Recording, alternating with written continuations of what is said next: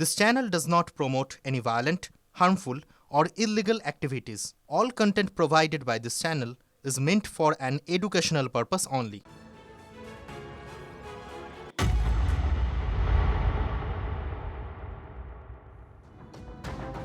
তিলজলায় চামড়ার কারখানা সহ জোড়া বাড়ি ভাঙার কাজ শুরু হয়ে গেছে। বুলডোজার এনে ভাঙা হচ্ছে অবৈধ নির্মাণ।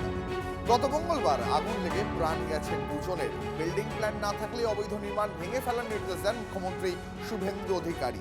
গতকালের পর আজও চলল বুলডোজার। যে ছবি আপনাদের এই মুহূর্তে দেখাচ্ছি, তিলজলায় চামড়ার কারখানা সহ জোড়া বাড়ি ভাঙার কাজ শুরু হয়ে গেছে। একেবারে সরাসরি ঘটনাস্থলে যাব। আমাদের প্রতিনিধি সুপ্রিয় সকাল থেকেই ঘটনাস্থলে রয়েছেন, প্রতি মুহূর্তের আপডেট জানাচ্ছেন। সুপ্রিয়, এই মুহূর্তের কি ছবি? দেখো, গতকাল যে ভাঙার কাজ আমরা দেখেছিলাম যে শুরু হয়েছিল, সেই কাজ গতকাল পর্যাপ্ত আলো না থাকার জন্য ঘণ্টাখানেক চলার পর বন্ধ করে দেওয়া হয়েছিল এবং আজ সকালে কিছু সময় আগে থেকেই কিন্তু আবারও তিলজলার এই যে বেআইনি নির্মাণ, ক্যামেরা পার্সন অমিতকে বলবো দেখানোর জন্য, এই যে 50/1 ডেল্টা লেদার কর্পোরেশন এই ঠিকানার যে চামড়ার কারখানা ছিল, এই বহুতলের একেবারে দোতলা এবং তিনতলাতে, যেখানে গত মঙ্গলবার অগ্নিকাণ্ডের ঘটনা ঘটে, দুজনের মৃত্যু হয় এবং তারপরেই তড়িঘড়ি কমিটি তৈরি করা হয়। সেই কমিটির রিপোর্ট পাওয়ার পরেই কিন্তু একেবারে মুখ্যমন্ত্রী শুভেন্দু অধিকারী তিনি যে নির্দেশ দিয়েছিলেন যে বিল্ডিং প্ল্যান ছাড়া যে সমস্ত বহুতল রয়েছে বা বাড়ি রয়েছে বেআইনি নির্মাণ ভেঙে ফেলার জন্য, এবং তারপরেই গতকাল বিকেল থেকেই প্রশাসনিক তৎপরতা আমরা দেখেছি। একেবারে বুলডোজার নিয়ে এসে এই বাড়ি ভাঙার কাজ শুরু হয়েছে এবং আজও কিন্তু ঠিক একই রকমভাবে বাড়ি ভাঙার কাজ চলছে। ছাদের ওপরের অংশ থেকে ভাঙার কাজ শুরু হয়েছে, সেই কাজ চলছে এবং এর পাশে আরও একটি বহুতল রয়েছে, সেটাও কিন্তু সম্পূর্ণ বেআইনি, বিল্ডিং প্ল্যান নেই, এমনটাই আমরা জানতে পারছি পুরসভার তরফ থেকেও। আর সেই জায়গা থেকে এই বাড়ির যারা বাসিন্দারা ছিলেন তাদেরও কিন্তু ইতিমধ্যেই নোটিশ দেওয়া হয়েছে বাড়ি খালি করে দেওয়ার জন্যে। এবং এই যে পাশাপাশি দুটি বাড়ি রয়েছে, এই দুটি বাড়ির মাঝে কিন্তু যদিও দেখানোটা কতটা সম্ভব হবে জানি না, আমার ক্যামেরা পার্সন দেখাচ্ছে যে একেবারে দোতলাতে মাঝে একটা অংশে একটি বাড়ি থেকে পাশের বাড়িতে যাওয়ার জন্য কিন্তু রাস্তা করা রয়েছে, যেটা সম্পূর্ণ অবৈধভাবে করা হয়েছে। সেই কারণেই কিন্তু এই দুটি বাড়ি ভেঙে ফেলা হবে এবং এলাকায় বিশাল সংখ্যক পুলিশ বাহিনী মোতায়েন রয়েছে, তার সঙ্গে রয়েছে কেন্দ্রীয় বাহিনী। গতকাল রাতভর এলাকায় সেই ছবি আমরা দেখতে পাচ্ছি। প্রতি মুহূর্তের আপডেট দিতে থাকবো তোমার থেকে। আপাতত ধন্যবাদ।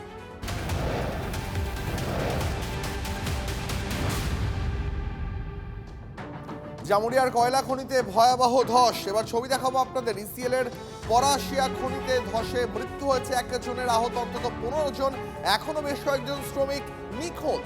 সরাসরি পরিস্থিতির খোঁজ খবর নেব এই মুহূর্তে আমাদের প্রতিনিধি চন্দ্রশেখর আমাদের সঙ্গে রয়েছেন ঘটনাস্থল থেকে। চন্দ্রশেখর, ছবিটা একবার দেখবো, তবে আপনাদের জানিয়ে রাখবো এই মুহূর্তে জামুরিয়া থেকে মর্মান্তিক খবর পাওয়া যাচ্ছে। কয়লা খনিতে ভয়াবহ ধস।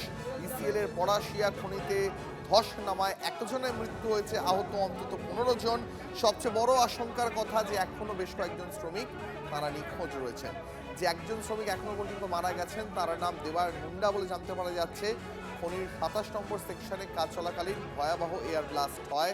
বাতাসের প্রবল চাপে খনির মধ্যেই ছিটকে পড়েন শ্রমিকরা। যদিও সঙ্গে সঙ্গে উদ্ধার কাজ শুরু করেছে ইসিএল কর্তৃপক্ষ।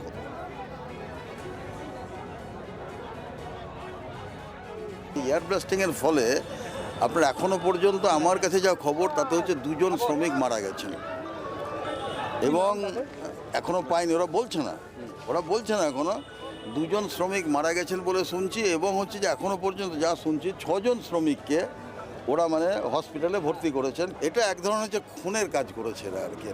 এদের বিরুদ্ধে মার্ডার কেস হওয়া উচিত পুলিশের আর কি। আমাদের প্রতিনিধি চন্দ্রশেখরের কাছ থেকে এই মুহূর্তে লেটেস্ট আপডেটটা জানবো। চন্দ্রশেখর,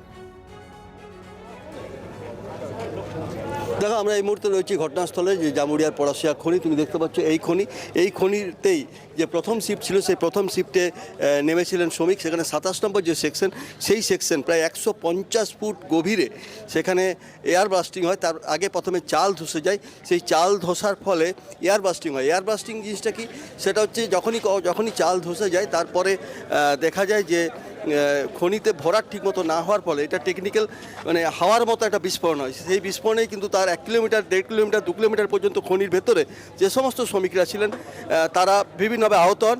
প্রায় সেই সময় 20 থেকে 25 জন শ্রমিক সেই সেকশনের মধ্যে কাজ করছিলেন এবং তার মধ্যে চাল ধসা সহ যারা আহত হন তাদেরকে কাউকে দুর্গাপুরে বেসরকারি হাসপাতাল, কাউকে রানীগঞ্জের বাঁশড়া, কাউকে আসানসোলে কাল্লা বিচ্ছিন্নভাবে ভর্তি করা হয়। ইতিমধ্যে একজনের মৃত্যুর খবর পাওয়া গেছে, যার নাম দেবায়ন মুন্ডা, এবং এখনও পর্যন্ত ইসিএল কর্তৃপক্ষ এই বিষয়ে চুপচাপ রয়েছেন যে কতজন ভিতরে নিখোঁজ রয়েছে। উদ্ধার কার্য স্বাভাবিকভাবে চলছে, মনে করা হচ্ছে এখনও 4-5 জন থাকতে পারে।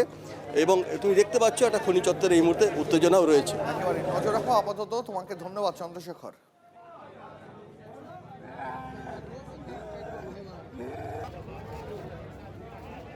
পলাশিয়া বেলবাদ যে একটি এমডিও প্রজেক্ট শুরু হয়েছে, সেই প্রজেক্টের খনির কাজ সম্প্রসারিত হতে হতে তার নিচে যে ব্যাপক ব্লাস্টিং হচ্ছে, সেই ব্লাস্টিং হওয়ার ফলে যে একটা গ্যাপ সৃষ্টি হয়েছে, যেটাকে ইয়ার গ্যাপ বলা হচ্ছে, সেই গ্যাপের ফলে আজকে মানুষগুলোকে মৃত্যুর মুখে ঠেলে দিচ্ছে।